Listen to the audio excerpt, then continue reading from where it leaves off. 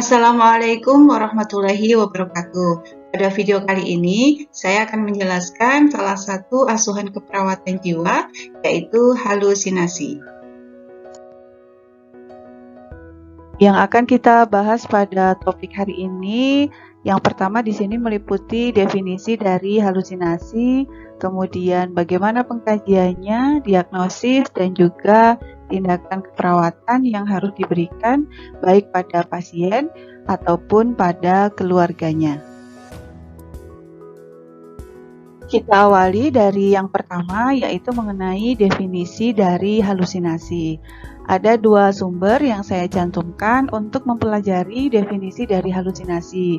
Yang pertama, di sini halusinasi merupakan distorsi persepsi palsu yang terjadi pada respon neurobiologis maladaptif. Pada halusinasi, tidak ada stimulus eksternal dan internal yang dapat diidentifikasi. Kemudian definisi lain di sini mengatakan bahwa halusinasi merupakan gejala gangguan jiwa berupa respon panca indera, yaitu penglihatan, pendengaran, penciuman, perabaan, dan pengecapan terhadap sumber yang tidak nyata. Jadi pada intinya di sini pasien yang mengalami halusinasi, panca inderanya ini mampu merespon terhadap suatu stimulus baik itu yang sifatnya eksternal maupun internal, di mana stimulus tersebut ini tidak dapat diidentifikasi ataupun stimulus tersebut tidak nyata. Jadi contohnya misalkan pada panca indera pendengaran, pasien mampu mendengar suara di mana sumber suara tersebut tidak dapat diidentifikasi atau sumber suara tersebut tidak nyata. Pada kondisi normal, ketika kita mendengar sebuah suara, seperti sekarang saudara sedang mendengarkan suara saya, ada sumbernya. Sumbernya dapat diidentifikasi, misalkan melalui rekaman suara saya saat ini. Tetapi pada kondisi pasien yang mengalami halusinasi, sumber suara tersebut tidak dapat diidentifikasi dari mana asalnya. Karena sumber suara tersebut atau stimulus suara tersebut tidak nyata. Tidak ada, tetapi pasien mampu merespon stimulus tersebut. Nah, itulah yang dinamakan dengan kondisi halusinasi. Untuk lebih memperjelas definisi ini, nanti akan kita bahas pada slide berikutnya mengenai jenis-jenis dari halusinasi. Kita lanjutkan untuk lebih bisa memperdalam mengenai pemahaman terhadap definisi dari halusinasi. Di sini ada beberapa jenis halusinasi yang bisa kita identifikasi pada pasien. Yang pertama di sini ada halusinasi pendengaran, kemudian penglihatan, penghidu, pengecapan, perabaan, dan juga kinestetik. Oke, baiklah, kita akan bahas yang pertama yaitu halusinasi pendengaran. Di sini, pasien yang mengalami halusinasi pendengaran, pada data objektif yang bisa kita amati pada pasien akan terlihat bicara atau tertawa sendiri.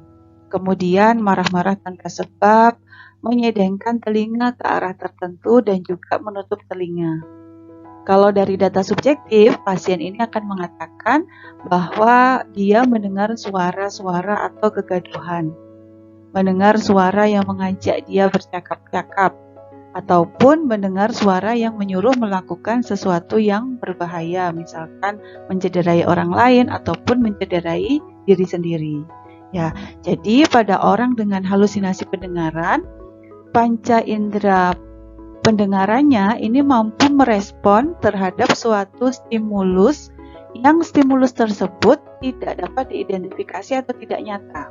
Sumber suara yang didengarkan pasien itu tidak dapat diidentifikasi atau tidak nyata, tetapi panca indera pendengarannya mampu merespon. Nah, itulah yang dinamakan dengan halusinasi pendengaran. Kemudian jenis halusinasi yang kedua di sini adalah halusinasi penglihatan.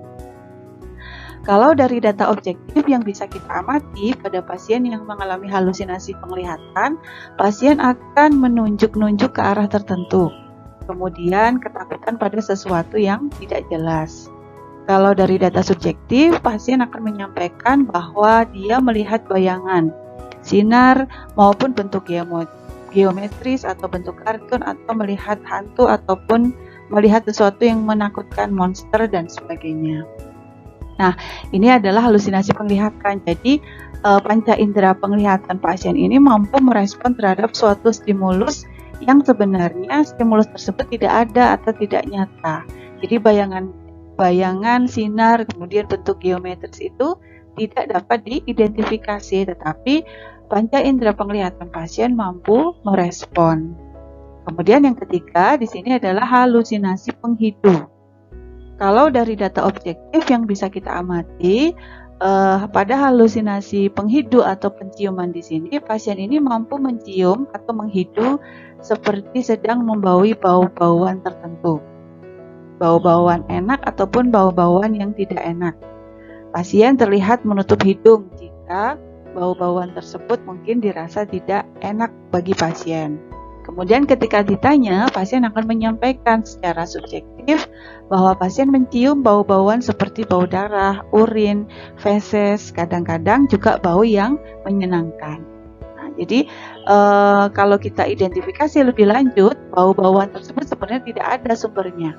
Tidak ada darah di sekitar pasien, tidak ada urin, tidak ada feses, atau tidak ada bau-bauan yang menyenangkan. Tetapi indera penciumannya mampu merespon terhadap stimulus yang sebenarnya stimulus tersebut tidak ada atau tidak nyata.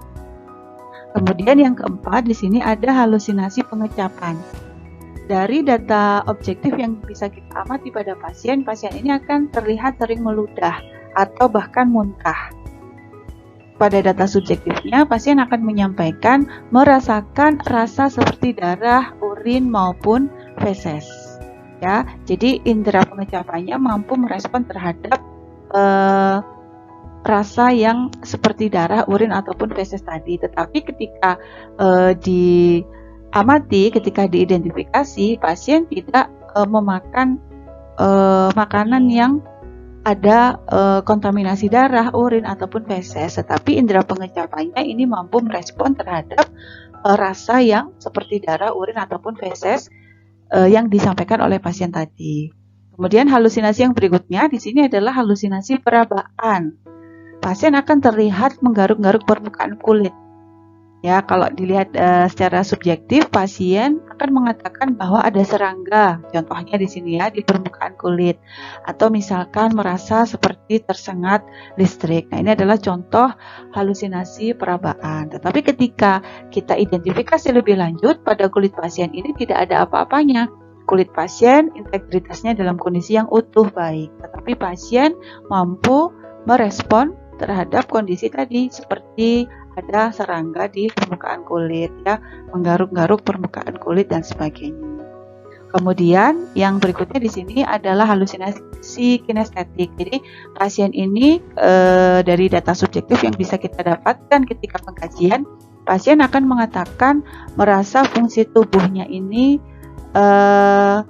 seperti denyut nadi, ya, ataupun denyut darah ini mampu dirasakan oleh pasien. Jadi pada saat tubuh ini mencerna makanan, pada saat tubuh ini membentuk urin ataupun membentuk feses, pasien ini mampu merasakan prosesnya. Padahal sebenarnya dalam kondisi normal kita tidak mampu untuk merasakan aliran darah, gitu ya, ataupun pada saat tubuh ini mencerna makanan kita tidak bisa merasakan, ya, ataupun pada saat membentuk urin kita juga tidak bisa merasakan. Yang ada kita hanya ingin buang air kecil ketika memang kandung kemihnya sudah penuh. Tetapi pada pasien yang mengalami halusinasi kinestetik mampu merasakan, ya, bukan denyut nadi ya, tadi saya di awal menyampaikan denyut nadi, tapi aliran darah. Kalau denyut nadi kadang kita juga bisa merasakan pada kondisi yang mungkin kita dalam kondisi yang deg-degan atau habis berolahraga. Tapi ini pada kondisi yang tenang, pasien ini mampu merasakan aliran darahnya, kemudian mampu merasakan proses pencernaan makanan. Nah, inilah adalah definisi dari jenis-jenis halusinasi. Jadi panca indera pasien ini mampu merespon terhadap suatu sumber stimulus yang stimulus tersebut tidak dapat diidentifikasi atau tidak nyata. Kita lanjutkan pada slide yang berikutnya. Di sini kita masih membahas mengenai pemahaman kita terhadap definisi dari halusinasi. Kali ini kita membahas mengenai fase-fase halusinasi. Jadi ada 4 fase dalam halusinasi. Yang pertama di sini adalah fase yang pertama.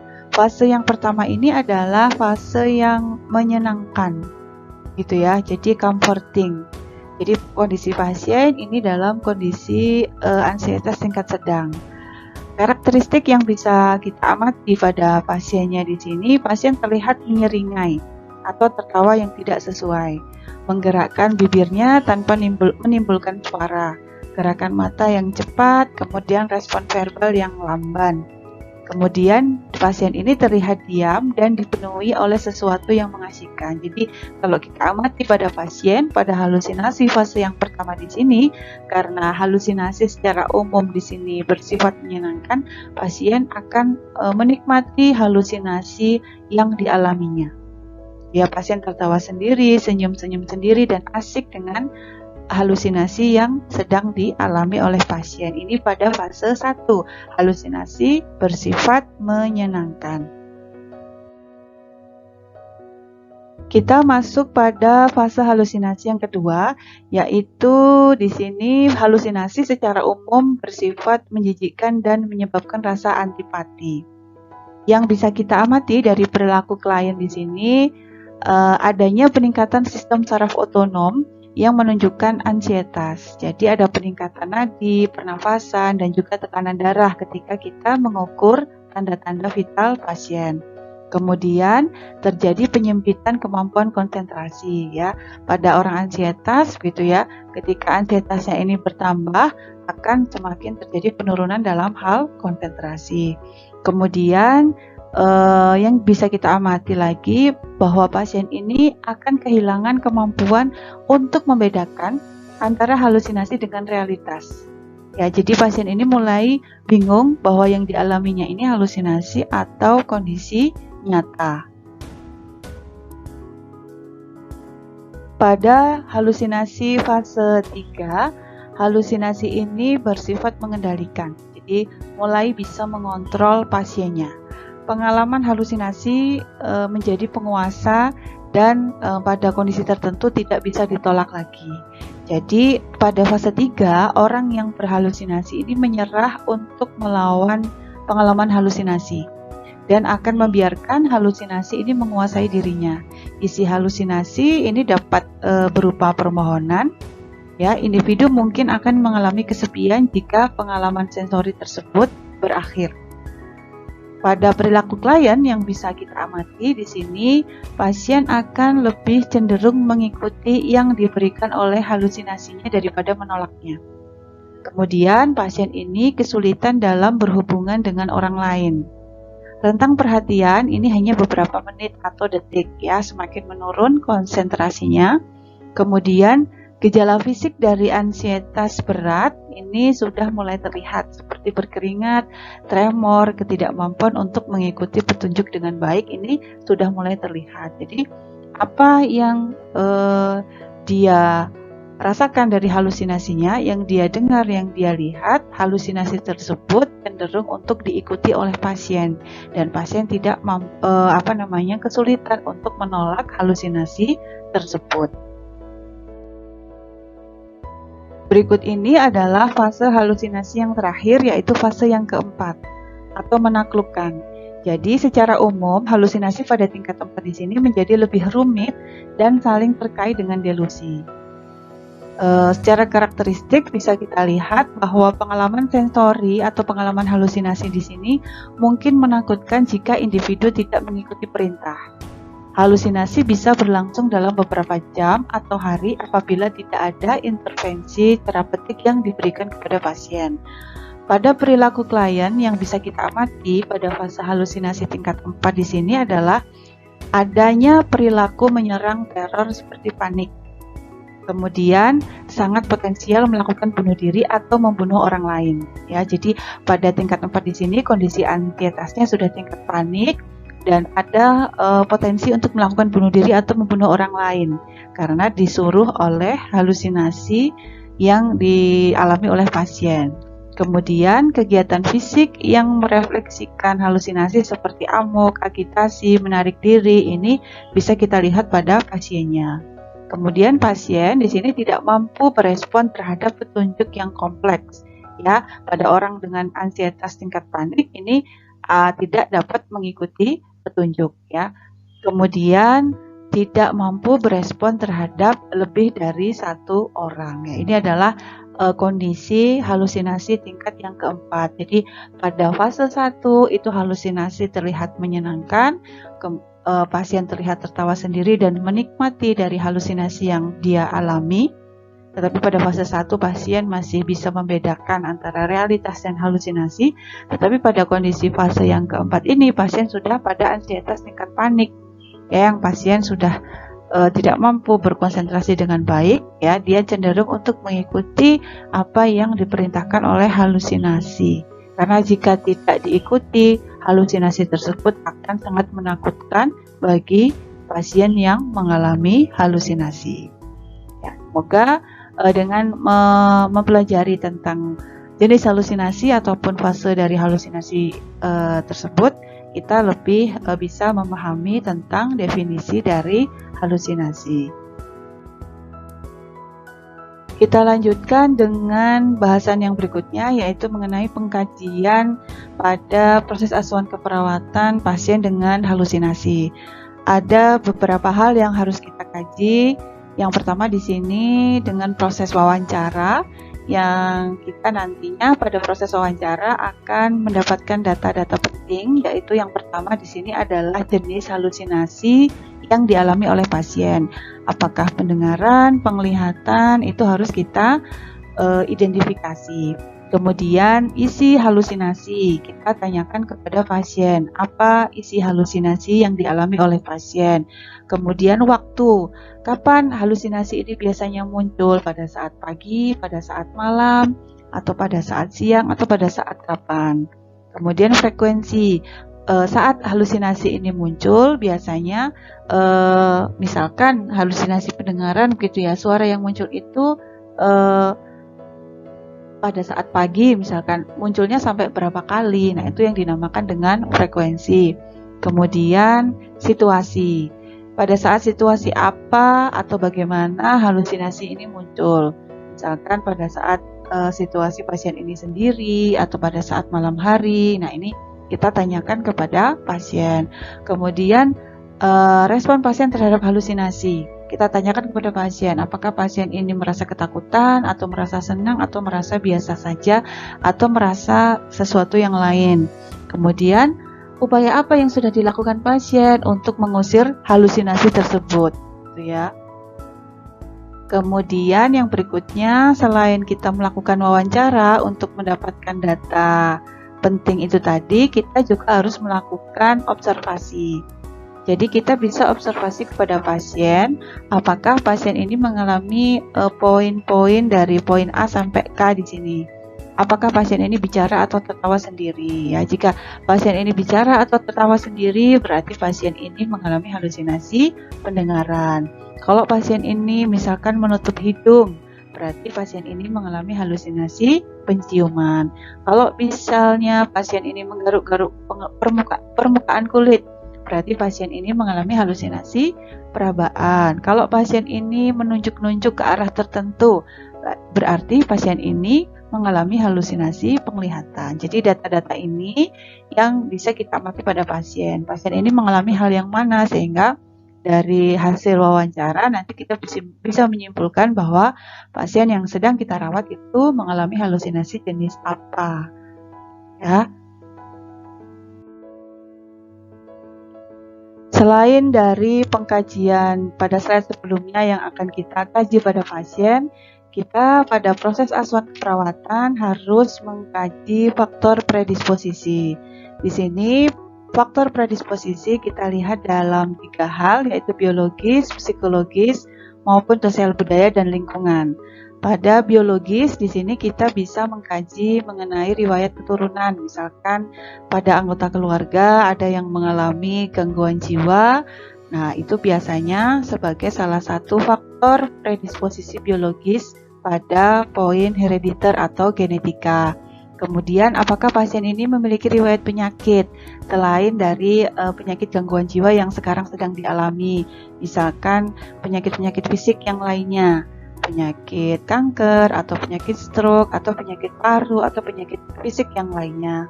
Kemudian, apakah pasien ini pernah mengalami trauma kepala? Ya, karena kepala merupakan tempat untuk melindungi otak kita, di mana otak kita ini yang mengatur segala aktivitas kita, ya, termasuk rasa marah, rasa sedih, kita beraktivitas, kita berjalan, kita lapar. Sehingga kalau misalkan pasien ini pernah mengalami trauma kepala, barangkali ada kerusakan pada bagian otak tertentu sehingga bisa mengakibatkan penyimpangan perilaku pada pasien. Kemudian, apakah ada riwayat penggunaan nafsa pada pasien? Nah, ini kita bisa masukkan pada faktor predisposisi pada poin biologis ketika kita melakukan pengkajian pada pasien. Kemudian kalau secara psikologis, contohnya di sini pasien mengalami kegagalan berulang, kegagalan apapun, misalkan kegagalan dalam sekolahnya, kegagalan dalam usaha, atau kegagalan-kegagalan yang lainnya. Kemudian pasien ini mengalami menjadi korban kekerasan. Kalau untuk kekerasan di sini, pasien bisa menjadi korban atau menjadi pelaku atau menjadi saksi. Ya, jadi intinya pernah mengalami kondisi yang terkait dengan kekerasan. Kemudian, apakah ada proses kurangnya kasih sayang di dalam proses pertumbuhan dan perkembangan dari pasien? Ini juga kita harus kaji. Kemudian, apakah ada kondisi overprotective dari orang tua pasien? Kemudian kalau sosial budaya dan lingkungan, contohnya di sini apakah ada kondisi penolakan yang berulang? Penolakan artinya di sini pasien ini tidak diterima di lingkungan keluarganya atau di lingkungan sekolahnya atau tidak diterima di lingkungan pertemanan, ya, sehingga pasien ini merasa sendiri. Kemudian pasien berasal dari sosial ekonomi rendah atau pasien pernah mengalami kondisi perceraian, perpisahan, atau terisolasi dari lingkungan, atau pasien ini mungkin habis di PHK. Ya, ini faktor-faktor ini bisa kita masukkan dalam pengkajian faktor predisposisi, khususnya poin sosial budaya dan lingkungan. Jadi faktor-faktor ini harus kita kaji, ya, sebagai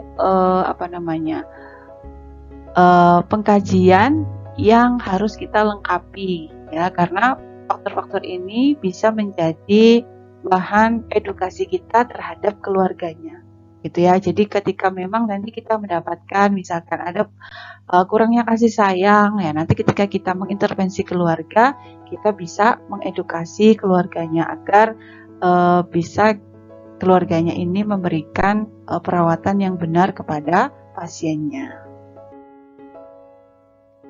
Selain faktor predisposisi yang harus kita kaji, ada faktor lain yang harus kita kaji juga, yaitu faktor presipitasi atau stresor presipitasi.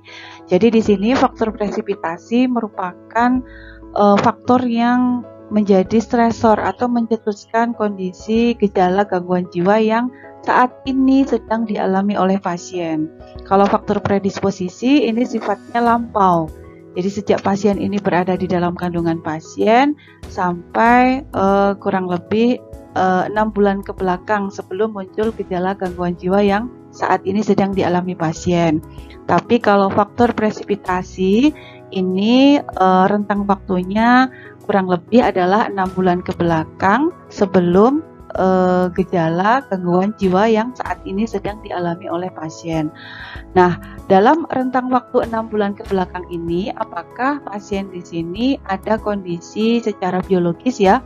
Ada riwayat penyakit infeksi yang dialami oleh pasien? Apakah pasien sedang mengalami penyakit kronis atau kelainan struktur otak?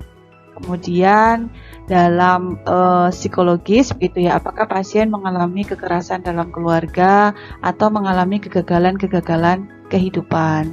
Kemudian pada kondisi sosial budaya dan lingkungan, apakah pasien dalam kondisi kemiskinan? Kemudian apakah adanya aturan atau tuntutan di keluarga atau masyarakat yang sering tidak bisa dipenuhi oleh pasien, sehingga pasien ini merasa minder dan sebagainya. Kemudian apa sedang ada konflik antar masyarakat atau tidak. Nah, ini adalah faktor-faktor presipitasi ya, contoh saja yang bisa kita kaji pada pasien gitu ya. Apakah faktor ini ada pada pasien atau tidak. Jika ada, kita bisa masukkan dalam form pengkajian khususnya pada faktor presipitasi, baik itu di bagian biologis, psikologis, ataupun sosial budaya.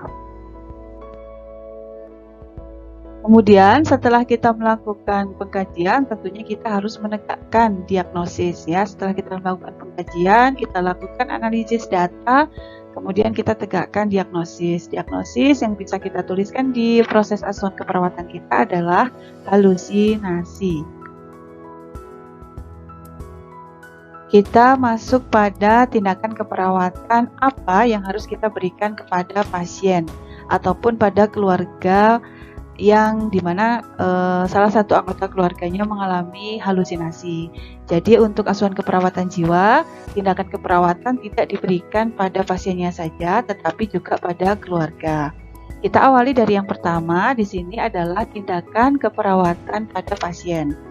Di sini pada tindakan yang pertama pada SP1 ada beberapa hal yang harus kita lakukan pada pasien. Yang pertama di sini bina hubungan saling percaya. Jadi kita harus trust ya, saling trust dengan pasien. Pasien juga harus trust dengan perawatnya. Kemudian setelah itu kita lakukan identifikasi. Jadi ini adalah proses mengenal halusinasi. Meliputi apa? Isi, frekuensi, situasi, waktu, perasaan, dan respon.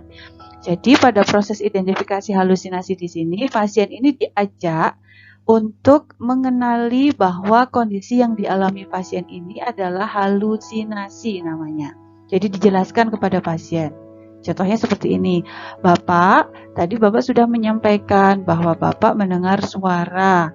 Suara tersebut sebenarnya adalah suara yang tidak nyata dan itu dinamakan dengan halusinasi. Itu adalah salah satu contoh yang bisa kita lakukan untuk menjelaskan bahwa kondisi yang sedang dialami oleh pasien itu adalah kondisi halusinasi. Jadi kita membawa pasien untuk mengenal tentang halusinasi yang sedang dialami oleh pasien.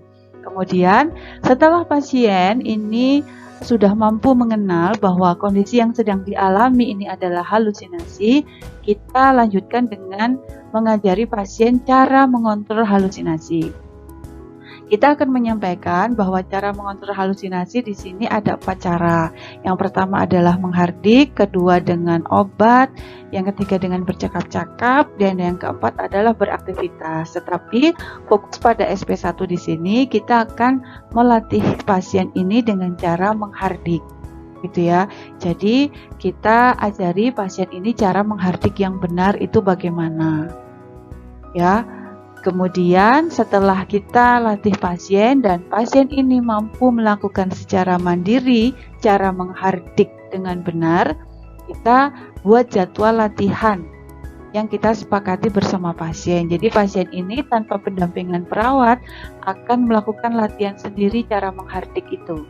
Sehingga ketika halusinasi ini tiba-tiba muncul, pasien ini sudah mampu dengan mandiri untuk bisa mengusir atau mengontrol halusinasi yang dialami. Itu adalah SP yang pertama.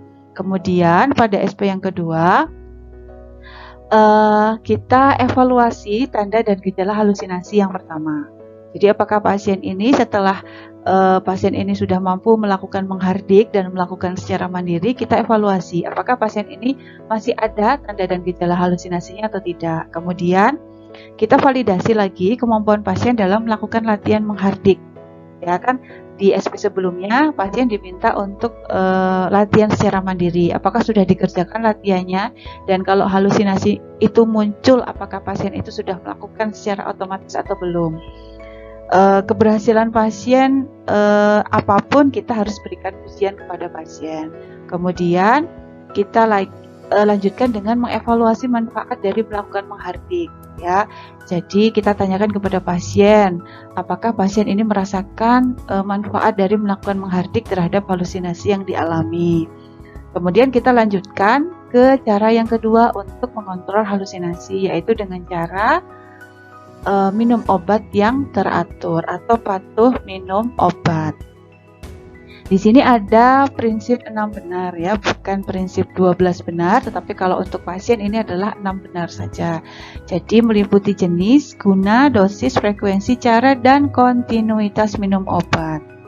Ya, di sini ditambahkan kontinuitas minum obat karena memang untuk obat-obatan dengan pasien gangguan jiwa ini biasanya obatnya berkepanjangan. Jadi kita harus menekankan kepada pasien agar dalam minum obat ini terus-menerus tidak boleh putus kecuali ada instruksi dari dokter untuk mengurangi atau menghentikan proses pengobatan. Kemudian setelah itu kita bikin jadwal ya dengan latihan menghardik dan juga minum obat. Jadi latihan menghardiknya mau kapan, kemudian minum obatnya disesuaikan dengan waktu pasien ini harus minum obat. Nah, ini adalah SP1, SP2 yang bisa kita berikan kepada pasien. Kita lanjutkan ke SP yang ketiga dan keempat. Pada SP3 di sini yang pertama kita evaluasi tanda dan gejala halusinasi.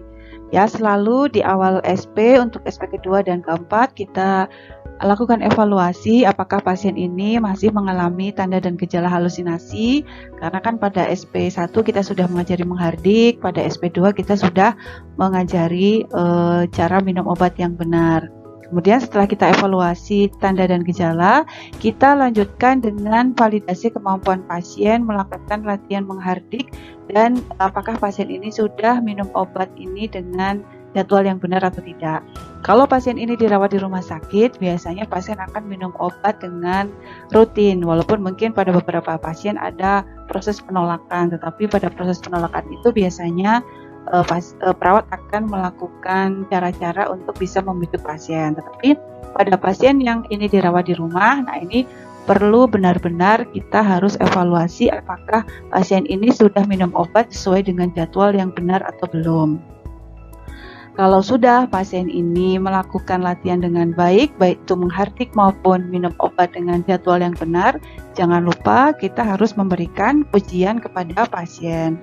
Kemudian yang berikutnya adalah kita harus mengevaluasi manfaat melakukan menghardik dan minum obat secara benar sesuai jadwal ya.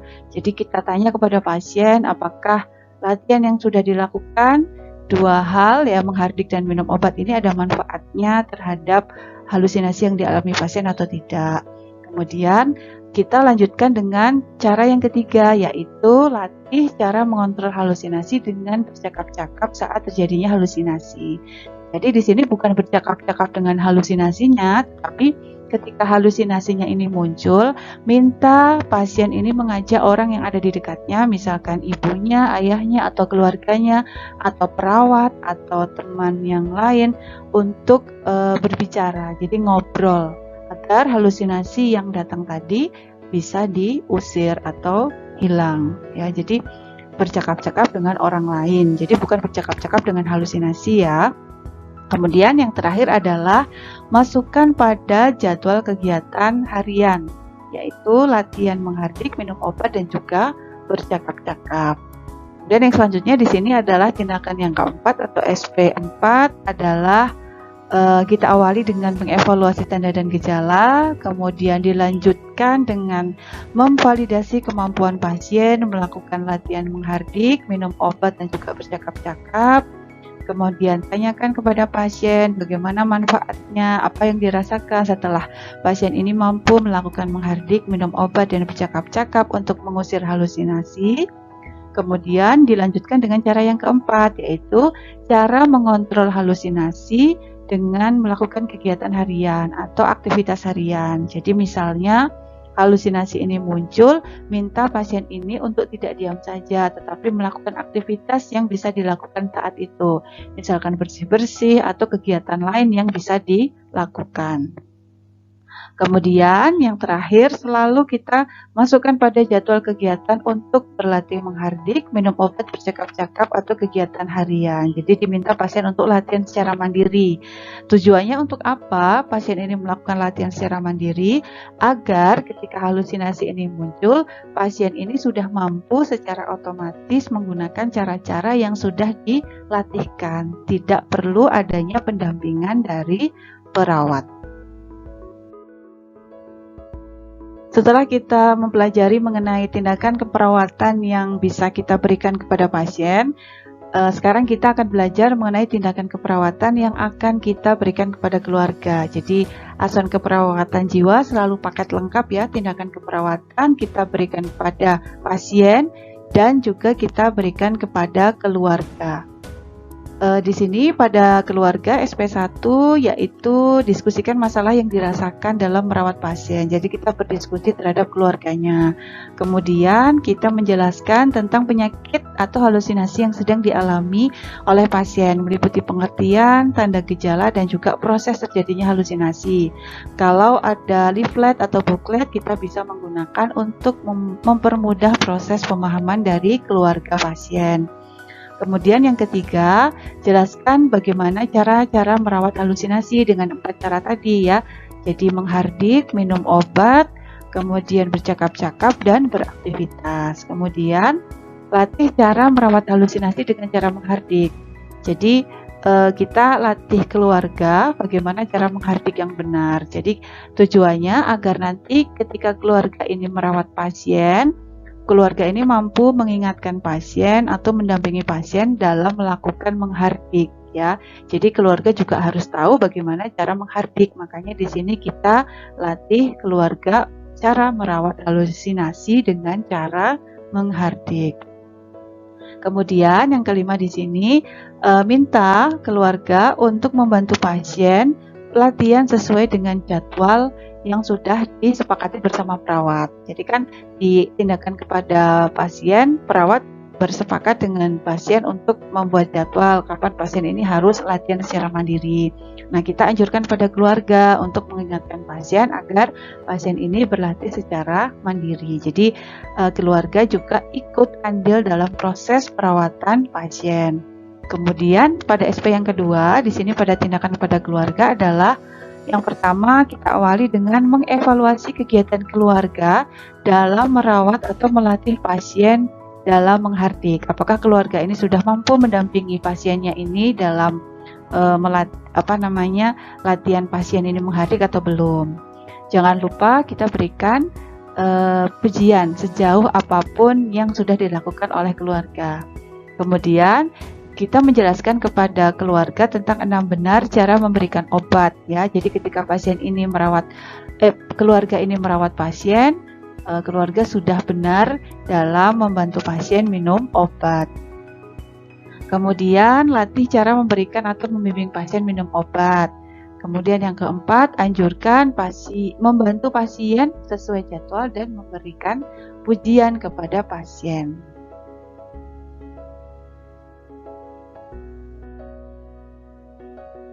Kita lanjutkan dengan SP yang ketiga. Di sini yang pertama adalah kita evaluasi bagaimana kegiatan keluarga dalam merawat atau melatih pasien, cara menghardik dan memberikan obat. Apakah sudah betul atau belum? Ya, betul atau tidaknya tetap kita berikan pujian kepada keluarga pasien.